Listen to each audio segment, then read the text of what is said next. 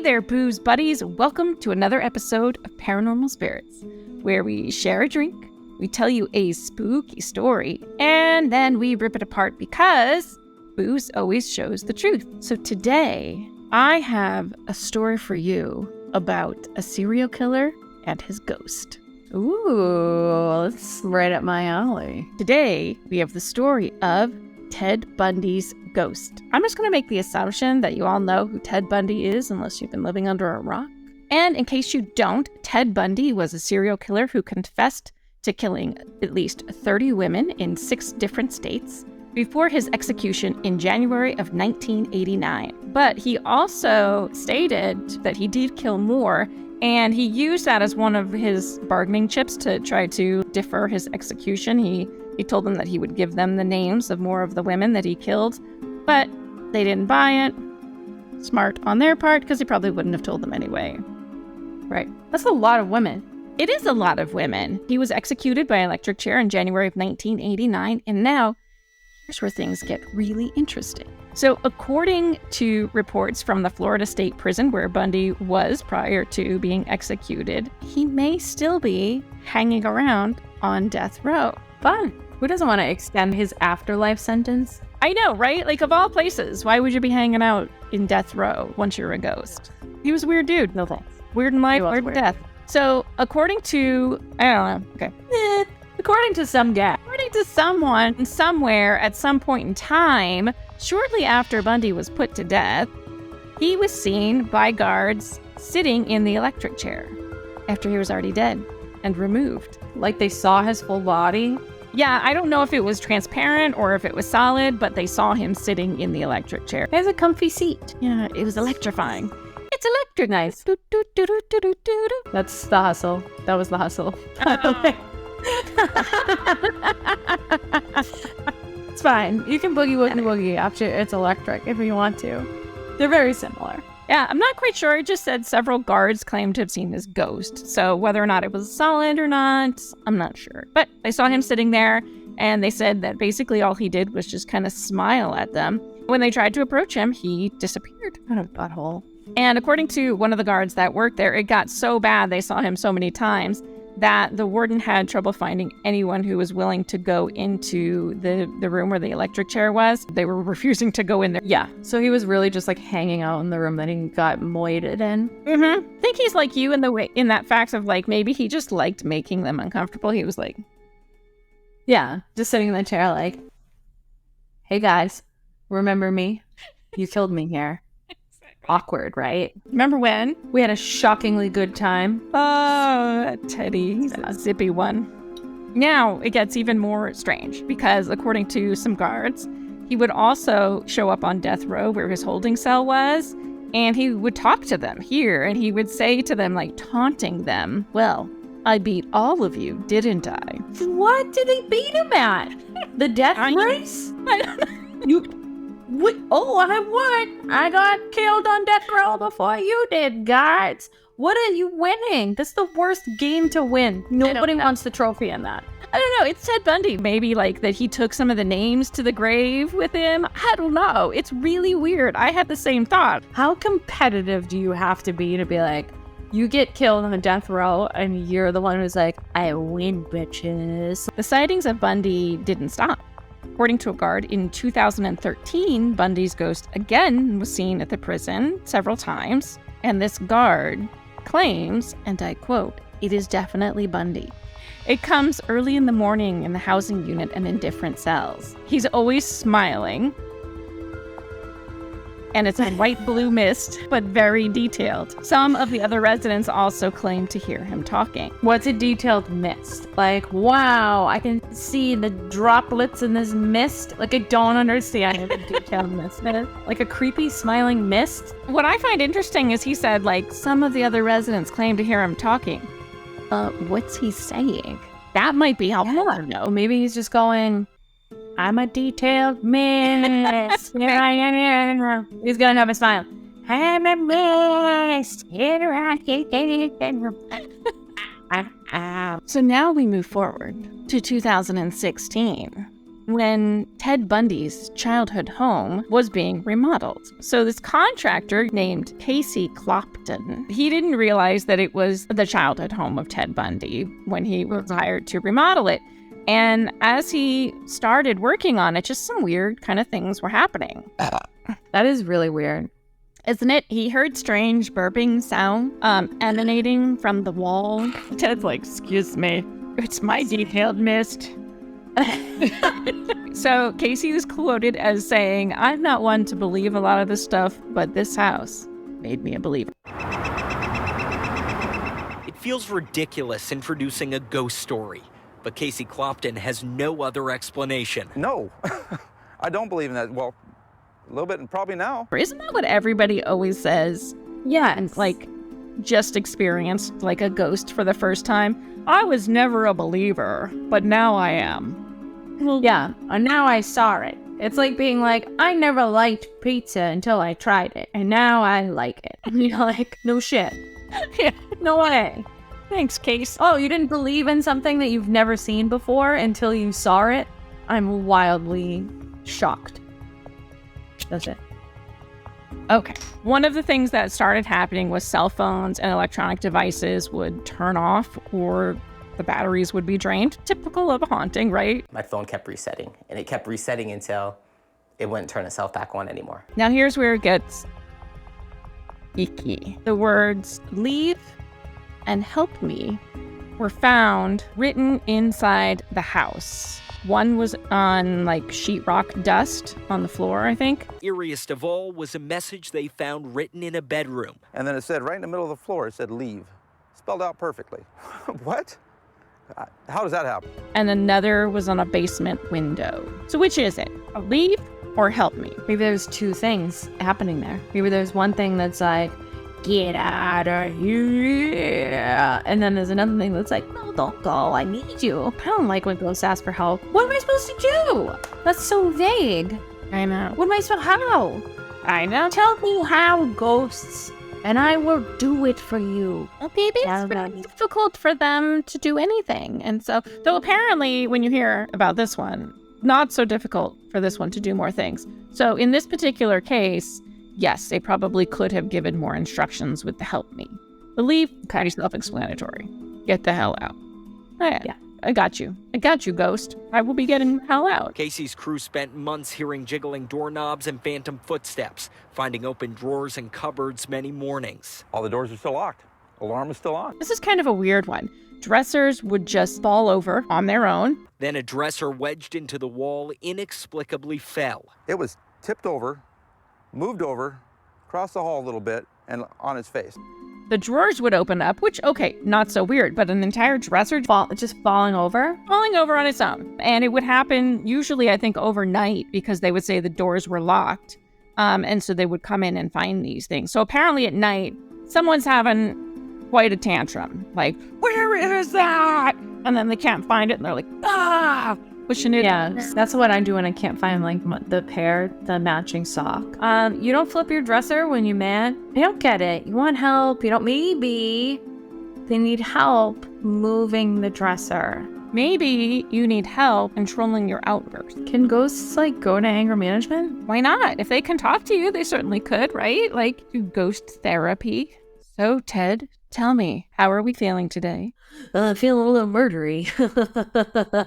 But I can't kill anybody because I'm already dead. You know, I've noticed your mist is very detailed. That's how I get the ladies. I get them with showing them my detailed mist. Now tell me, Ted, you've pulled them in with this detailed mist. How do they react when you then knock over a dresser? They get real mad. They're not impressed. I always think it's going to impress them. Never does. We've solved it. It's the ladies that are writing help me. I just thought about something. What? So Ted Bundy used to lure women in by pretending he wanted help. And he Stop needed help. it. Oh, you just gave me chills. Ew, no. He did. That was his like ploy. Yeah, you're He right. needed help. He would pretend like he was like on crutches, right? Or like in a parking lot. Like, Or like a broken arm. in my pants. I've tried that before. oh my God, my arm is broken. Can you help me open my pants? It turns out when you're a woman, you don't need a broken arm to do that. But No. I guess men might need a little bit more. Yeah, we don't need to pretend about the broken arms. Can you help me open my pants? Yeah. And then you do the thing where you go, can you take these off? And I have to shake you out by the ankles. That's my face. It's the least attractive thing that's ever happened to you. You're like, oh yeah, I think I take my pants off. And then you're like this. Getting shaken out of your own pants. It's like when you're trying to get a pillow into the pillowcase, but it's the opposite. Now back to Casey Clopton. So Teddy's had some therapy. He's had some outbursts. But Casey's having none of this. So what does Casey do?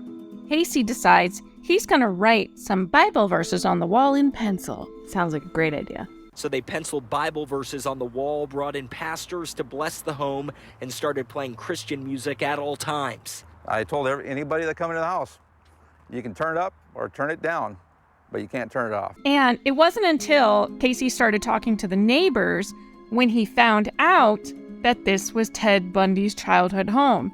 And I'm sure Casey had an oh shit kind of moment. Can you imagine? You're like in this house, you're working as a contractor, you're like hammer, hammer, hammer, screw, screw, screw, saw, saw, saw, you know, the things that contractors do. And there are like weird things going on all around you. Your cell phone's turning off, you're getting in the like sheet dust, dressers are being turned over, you're just like, our Father who art in heaven. And then you talk to the neighbors and they're like, oh yeah, Teddy B grew up in that house. And you're like, what? Teddy B. Teddy B sounds like an R&B singer from the 80s. Sounds like something you would listen to at like Roller Kingdom. Like, oh, next hit from Teddy B. I have this like in my head. A lot of the famous serial killers are in a boy band. So you got Teddy, you got the Domster. Oh my God. Oh my God. If not a little Richie Ram. Yep. Richie Ram. He's here. Yep. He's a real night owl. Yeah. Oh my God. Jeffy, it's really funny. Jeffy D. I can't, like, I literally, my brain is doing the thing where I can't recall a word because I'm probably having a stroke. And I'm trying to think of the name of the clown, but it's Gary Coleman is the only thing that's coming into my head. Oh my God. Gary Coleman. John Wayne Gacy. John Wayne Gacy, thank you. But my brain keeps going Gary Coleman, and I'm like, that's not right. Gary's just up in heaven like, whoa, wait a second. And he's literally up in heaven going, what you talking about? But we're going to call him JWG. He's part of it. JWG. Yeah. If I could draw more than stick figures, I would draw this boy band. It would be a sick t-shirt. You just like redo like the old 90s like NSYNC t-shirt, but it's just like all the serial killers. I think I'm going to have to make that. Oh my God. I love it. What's the band called? The band needs a name. No, I haven't ever gotten that far. It just like, it's one of those conceptual things in my head. It's not like really. Oh, I need to make it real. Because like in my head, they're all kind of hanging out. They're walking, you know, with the boy band walk. The ghosts are walking together. Every now and then, you know, do a little action. They put their back to back. Somebody has a cowboy hat.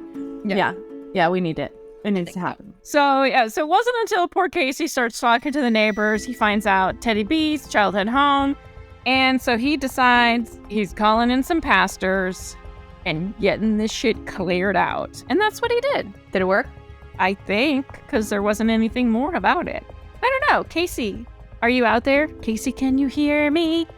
Are you out there? Did it work? We want to know. Casey Cloppitz. What's his name? Cloptown? Casey Cloptown, USA.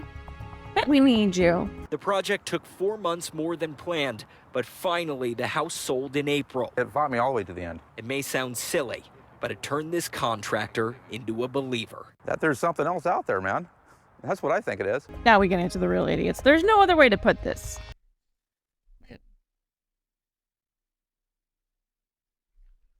Oh, you're a jerk. Stop. Y'all still Team Lulu? Such a butthole. Turd in action right there. Wicked butthole, Ken. She's a wicked butthole guy. Yeah, absolutely is. So now we're going to backtrack a little bit, but we're going to backtrack to learn about some real idiots. Because in 2011, there was an article written in The Trail, which is a student newspaper for the University of Puget Sound, where they wrote an article about the ghost of Teddy B being seen there, and actually he attended 2 semesters there in 1965 and 1966. So it was a while ago, but he did go there. So this article talks about Teddy on the campus and all of the sightings that they've seen. And apparently he first appeared in this building called the Schiff Building. He appeared in the basement there. It doesn't really say who saw him or how they interacted with him, but he did earn the nickname Teddy the Friendly Ghost. Come on. I know. This is why I'm saying these kids are idiots. One Melissa Andrews was quoted in the article as saying, I know he killed a lot of people when he was alive, but it seems like he's cooled down after death. He's become a great friend.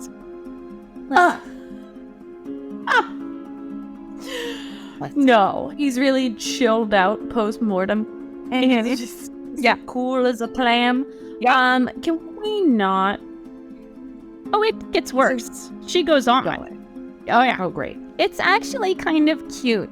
He'll try to hug people or give them massages, usually while walking you home from a bar, but only if you're alone. I don't think he's trying to hug you or give you a massage, Melissa. I also don't think this is a ghost. I think it's just a really creepy man that's on campus who's like, I'm the ghost of Ted Bundy.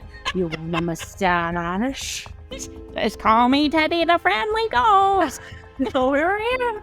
Teddy, old Teddy B. I like ghost. When is Ted from, like, Minnesota all of a sudden? I don't know. I'm a ghost, don't you know? I'm over here. It's okay. Sure it is. I'll give you a massage. Don't you know I'm gonna give you a big old hug. Am I a bad guy? No, not anymore. I'm here. Like, what? It's really, I don't believe that it's a ghost. Because no, that's not a ghost. It's really just a creepy man who's living on campus in a basement. They're like, this guy's a ghost. Like, no, that's homeless Joe. Like, that's not. He's like, oh, it's Teddy. Woo. Let me massage you, Melissa. It gets worse. So the women on campus had given him the nickname. It's so dumb. I don't even want these words to leave my mouth, but then I have to. BDFF, or Best Dead Friend Forever. That's the name of the boy band. BDFF is back. BDFF for life. Here we are after life. Best dead friend for life. Yeah.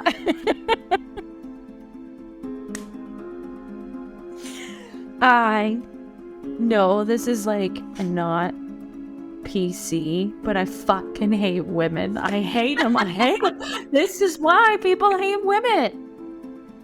You literally look what you're doing. No, I know. It's we got a ghost and he was a murderer that killed over 30 women. But he's cool now because he's dead. I know. Obviously, give us a massage. And he's our BDFF. Yeah. He's really cute. He'll just walk you home, but only if you're alone. So he wants to make sure you're safe. He'll give you a hug at the end of the night. Yeah, he gives you a really special kind of hug where, like, it's like a lot of hips. There's a lot of hips. And Molly, he hugs you with his pants. He it's really nice, but you have to take all your clothes off before you can get the hug. It's like prerequisite. He just wants to be close to you. The author of the article, and I don't have their name, unfortunately, because that would require me actually doing a little more research. But they interviewed Ted via Ouija board for this article. Come on. Oh, they did. And he said the only person who takes any issue with Teddy's nicknames is old Ted himself. He's not too fond of them. Imagine that. Ted No way. doesn't want to be called everyone's BDFF. He doesn't want to be friend zoned. He said in the article, Teddy the Friendly Ghost was not his preferred choice of name. What is it? Is it Teddy the Molester Ghost? Like, what is it? Yes. Teddy 10 Fingers? Like, So he did spell out a message for everyone. great. I cannot touch them. So many to kill, and I cannot touch them. It is my hell. Can we talk about how long it would take to spell that out on a Ouija board? I know. They must have spent quite a while chatting. Literally, like, I see a... And it's spelled out cannot. He couldn't even abbreviate can't. Like, that would have saved quite a bit of time. 3 hours later, I would have been snoozing while my BDFF is trying to tell me a story through the Ouija board. Snoozing, kid. It's not just the women who are idiots. The men, they are right along there with them. So at the time, Junior Kyle Berklin was quoted in the article as saying, he's a crazy guy to party with, especially if the girls are dancing. What is happening? I want to have whatever drug is circulating at that college at that time in my body right now. I know. Because, no. It goes on. Kyle goes on. They give him a nickname too. I like Teddy B, but they call him, or at least Kyle calls him, T. Bundy. T. Bundy can tear up the dance floor. Something about those girls bumping and grinding makes him go crazy. Hands down, the best thing I've ever seen at a UPS party. Let's think. What could it be about the girls bumping and grinding makes me go crazy? It's a quandary. I don't know. Hey, when was this? This was 2011. Too late to be saying bumping and grinding, okay? First of all, too late. Second of all, what is he doing? Is he like a full apparition that's just like hanging out? Or again, I'm sticking by my theory that it's just a strange man. Yeah, it's Joey the homeless guy or whatever his name was. Jimmy? Homeless Joe. Homeless Joe. Sorry, Joe. Who's hanging around, aka Teddy B. Yeah. Oh, Teddy Bundy, I love walking girls home, giving them massages, and watching them bump and grind on the dance floor. Woo! I love it. Makes me really want to party. Party hardy. Like, what is that, Rock? He become Mr. Hanky. It's party. Basically, the students are convinced that Ted can't harm them because he's a ghost. Cool. Yeah. They're on drugs. I'm gonna vote that they're all on some really fun drugs. Yeah. Don't do drugs, kids. But that's fun drugs. That's not anything else. Because I don't know, it's not, I've never heard of a ghost situation in my life that was like just repetitively hanging out and partying with people. Like, what is this? And I read this several years ago and I tried to find it again and I couldn't, so it's very possible it's a lie. But there was a medium who talked about Teddy B was like helping her solve murders from beyond the grave, because that sounds like the kind of thing he would do, right? He's a giver. And also that he was hanging out with the old Domster. They were both hanging out as ghosts together. No. I know. Helping her solve crimes. It's like nobody knows anything about Ted Bundy. And he didn't want to help anybody.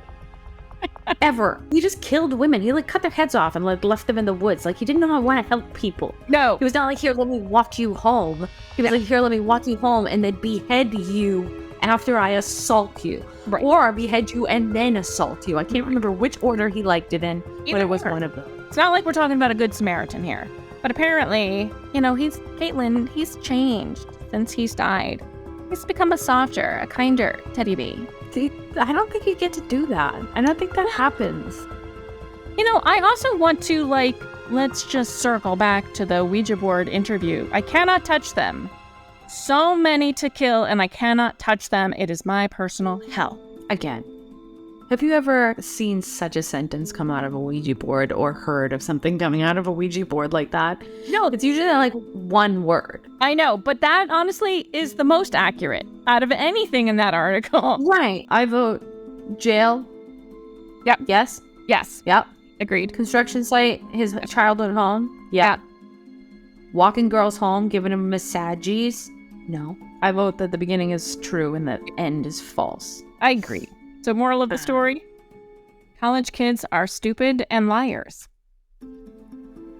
But they do have access to really good drugs. So, well, that's the crappy story of the ghost of Ted Bundy.